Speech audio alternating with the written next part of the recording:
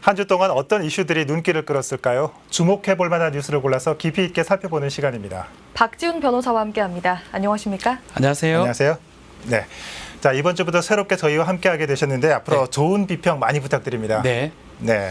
자, 일주일 동안 많은 이슈들이 있었는데 우리 변호사님 눈길을 끌었던 이슈들 어떤 게 있었을까요? 아무래도 오미크론이 지금 확산되고 있는 상황이고 그렇죠. 또 그에 따라서 방역 조치 같은 게 문제가 되고 있습니다. 특별 방역 기관도 하고 있는 것 같고 백신 관련해서 특히 학부모들이 백신 맞아야 되냐 말아야 되냐 그 부분에 대해서 많은 얘기들이 오가고 있습니다. 예. 그래서 백신 관련된 얘기가 가장 눈에 띄었던 것 같아요. 그렇습니다. 자, 백신도 이슈긴 이슈인데 지역 내에서는 여러 크고 작은 많은 이슈들이 네. 있습니다. 자, 지난 3일 노원구 월계동의 한 아파트 단지에서는 피켓을 든 노인들이 기자회견에 나섰다고 합니다. 한 은행의 폐점에 반대하기 위해 모인 것인데요. 자세한 이야기 영상 보고 이어나가겠습니다. 코로나19의 확산으로 은행들의 디지털 전환 속도가 더욱 빨라지고 있습니다. 그 과정에서 점포 수는 계속 줄어드는 상황. 2015년 말 7천여 개에 달하던 은행 점포는 올해 기준 6천여 개로 5년 반 사이 1,000개 가까이 사라졌습니다. 문제는 디지털 소외계층입니다. 기술의 발전에 익숙한 젊은 층의 경우 금융 거래가 간단해졌지만 오히려 비대면 서비스에 익숙하지 않은 고령층은 금융 거래가 힘들어졌습니다. 그런 거 못해요. 나이가 있는 사람네들은 그런 거 못합니다. 물론 뭐 젊어서 회사원직을 큰 대기업에 다녔던 사람들이란 몰라도 우리 같은 사람들은 절대적으로 어렵죠. 결국 최근 노원구에선 갈등이 폭발했습니다. 월계동에 위치한 은행 점포가 문을 닫는다는 발표에 인근 주민들이 반발하고 나선 것. 만약 해당 점포가 문을 닫으면 은행 업무를 보기 위해 지금보다 2km가량을 더 걸어가야 합니다. 계좌이체든가 돈을 빼고 입금하고 여러 가지가 불편합니다. 이걸 어떻게 우리 은행에 여기서 당연히 있어야 될 거고 우리 오늘 당위성을 주장하기 위해서 여기에 모인 겁니다. 주민들은 은행 점포를 없애는 건 노인을 무시하는 정책이라고 말합니다. 기술의 발전은 삶을 편리하게 하지만 그 과정 속 발생하는 성장통은 풀어가야 할 숙제입니다. 디지털 소외계층의 금융 접근성을 유지할 방안에 대해 고민이 절실해 보입니다. 딜라이브 서울 경기 케이블 TV 이승준입니다. 네, 은행 직원이 없는 대신에 디지털과 AI 기술을 활용한 무인형 점포로 바꾸는 것을 반대하는 모습인데 이곳뿐만 아니라 실제로 많은 은행 지점들이 문을 닫고 있지 않습니까? 맞습니다. 최근 조사 결과에 따르면 한 6년간 1,000개 정도의 점포가 지금 문을 닫았다고 하거든요. 코로나도 확산됐기 때문에 오프라인보다 온라인이 지금 많이 하고 있는 상황이고 코로나를 떠나서 지금 이 AI라든지 이런 것들이 다 잘합니다. 일반인들 많이 한다고 판단해서 네. 은행 지점들이 많이 사라지는 것 같고요. 또 비용 문제도 있는 거예요. 비용이 더 많이 든다고 판단되니까 점포나 이런 것들을 많이 줄이는 현상으로 보입니다. 어떻습니까? 변호사님도 키오스크 잘 활용하십니까? 저는 사실은 잘 못합니다. 그래서 몇 번 이렇게 하는 경우도 네. 있고 솔직하게 키오스크 있으면 좀 두려워서 다른 데 망설이시거나 가는 경우도 상당히 많아요. 그렇군요. 혹시나 실수할까 봐. 네. 또 그래 줄 서 있으면 못하면 이렇게 좀 피해 주는 것 같기도 하고. 두렵습니다, 그러니까요. 사실은. 예. 어려운 키오스크도 많은데 일단은 변호사님이시니까 이 기업의 이런 활동들은 물론 법률적으로는 문제가 되는 건 아니잖아요. 그렇죠. 계약 자유기도 예. 하고요. 비용이 많이 들면 그렇게 해야 될 것도 근데 있는 이렇게 거니까요. 막 무인화, 디지털화가 많아질수록 소외계층이 많아지는 거는 또 다른 문제가 아닐 수 없겠습니까? 그렇죠. 지금 영상에 나오는 월계동 같은 경우는 지금 단지 내에 5,000세대 정도 있고 예. 인근 8,000세대가 사용을 하고 있는데 그 다 대부분이 전자 제품을 잘 다루는 분들이 아닐 수 있는 거예요. 그렇죠.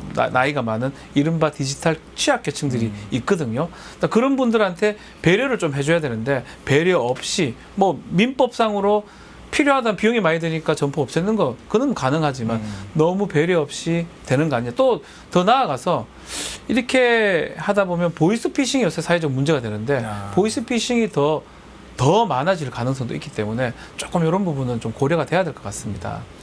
네, 시중은행이 점포를 빠르게 줄여나가면서 이와 같은 소비자 불만도 제기되고 있는데 그렇다면 이 금융당국의 가이드라인은 혹시 어떻게 마련되고 있습니까? 지금 금융감독원에서는 이제 무분별하게 지점을 폐쇄하는 것들을 막기 위해서 지금 너무 취약계층들이 많이 생기기 때문에 여러 가지 가이드라인을 주고 있는 것 같아요. 일정 부분은 없애지 못하게 아니면 한 군데 좀 모아두거나 이런 걸 두고 있는 것 같은데 별로 효과는 못 보는 것 같아요. 그 가이드라인일 뿐이지 그것을 안 따른다 해가지고 뭔가 제재가 되거나 문제가 생기지 않는 거고요.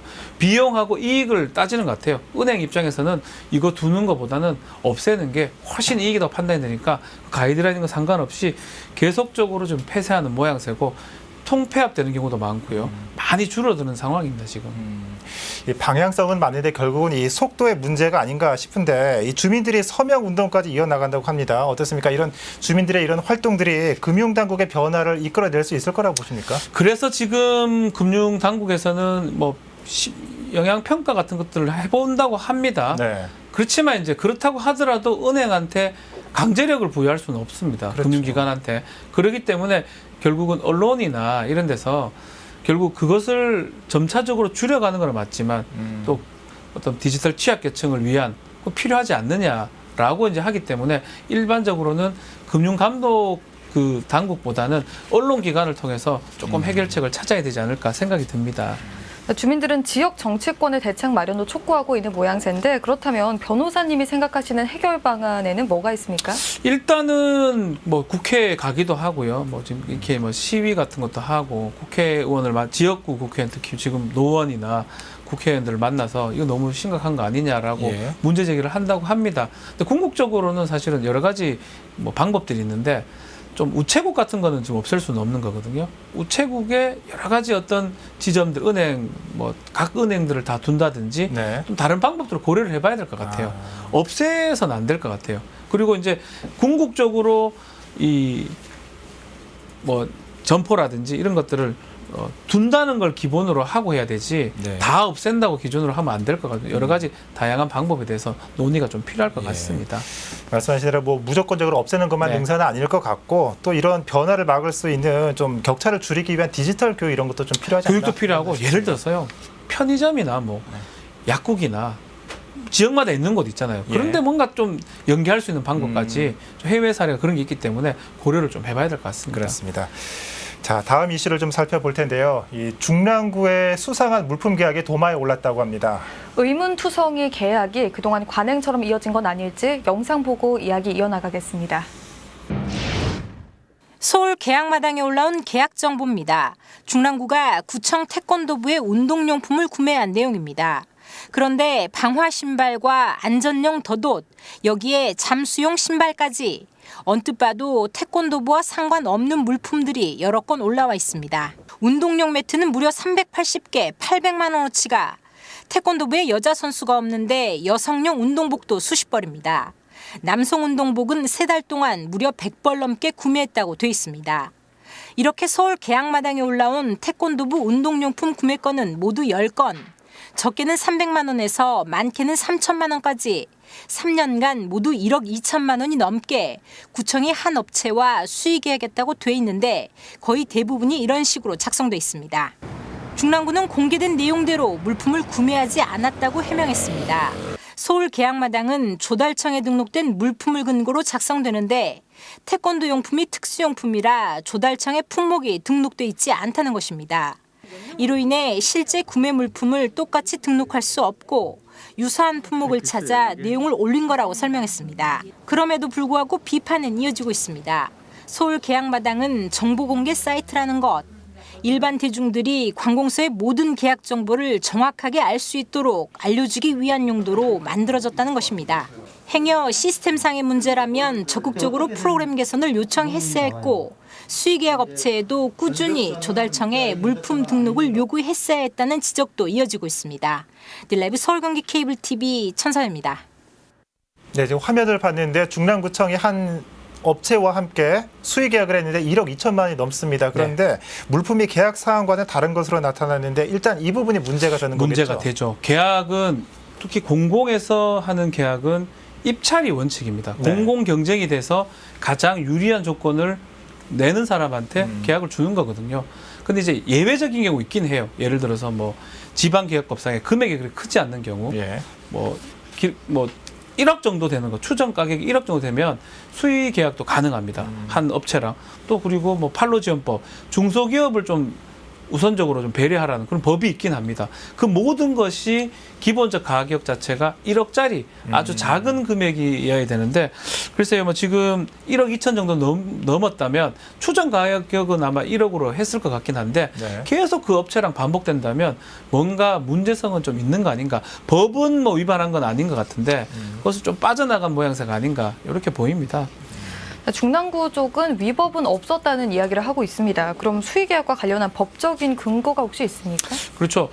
이 국가 같은 경우는 공공기관 나라 장터에서 하고 있고요. 뭐 서울 같은 경우는 뭐 서울 계약마당 같은 데서 하고 있습니다. 네. 뭐 지방계약법이라든지 국가계약법에 따르면 일정 금액 같은 경우는 수의계약이 가능하도록 돼 있어요. 그러니까 그 조건을 아마 충족했을 겁니다. 그걸 충족하지 못하면 아예 계약에 들어올 수는 없습니다. 들어왔다가 혹시나 금액이 초과하거나 아니면 더 많이 된다 그러면 탈락이 되기 때문에 그 조건들은 아마 확인을 했던 것 같은데, 문제는 그 조건을 조금 편의적으로 봐줬거나 아니면 뭐 중소기업을만 들어와야 되는데 중소기업인지 아닌지 확인 제대로 안 된다 그러면 자체가 무효가 되거나 잘못된 거거든요. 뭐 그런 부분들은 잘 된지 확인이 좀 돼야 될 것 같습니다. 예. 일단은 좀 물품 목록의 계약과 달라서 좀 문제가 지적된 건데, 중랑구뿐만 아니라 이 서울지방조달청에서도 공공입찰 참가 자격을 제대로 확인하지 않았다. 이것도 문제가 되고 있다는데 이건 무슨 말입니까? 그렇죠.